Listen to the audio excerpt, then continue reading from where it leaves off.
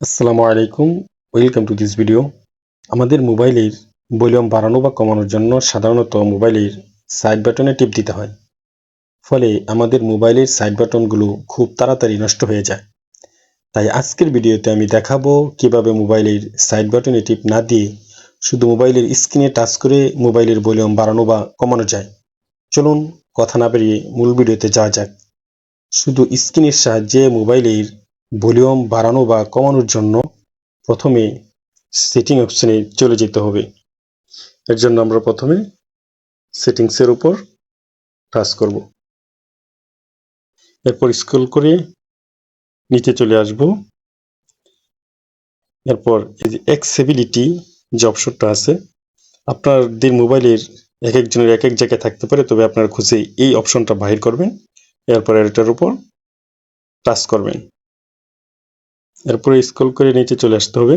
এরপর accessibility menu যে অপশনটা আছে এর উপর টাচ করতে হবে। এরপর অ্যাক্সেসিবিলিটি মেনু শর্টকাট, এটা এখন অফ আছে, এটাকে অন করে দিতে হবে। অন করে দেওয়ার পরে অ্যালাউ করে দিতে হবে। এখন আমাদের এখান থেকে বাইরে হয়ে চলে আসলাম। বাইরে চলে আসার পর আপনি দেখবেন যে আপনার এক মোবাইলে এই যে একটি সাইড বার চলে আসছে। সাইড বার চলে আসার পরে আপনি যদি যেভাবে নড়ালে এটা এখানে নাড়াচাড়া করবে। এই সাইড বারের উপর যদি এখন টাচ করে দেখেন এইখানে যে ভলিউম ডাউন এবং ভলিউম আপ, অর্থাৎ ভলিউম বাড়ানো এবং ভলিউম করানোর অপশন পেয়ে যাবেন। আপনি যদি ভলিউম বাড়াতে চান তাহলে ভলিউম আপের উপর টাচ করবেন, আপনার ভলিউম অটোমেটিক বেড়ে যাবে। আর যদি আপনি ভলিউম কমাতে চান তাহলে আপনি ভলিউম ডাউনের উপর টাচ করবেন। এই যে দেখেন কমতেছে, 50, 43, 37% এসে গেছে। আর যদি ভলিউম বাড়াতে চান তাহলে আবার ভলিউম আপের উপর টাচ করবেন এবং ভলিউম বাড়তে থাকবে।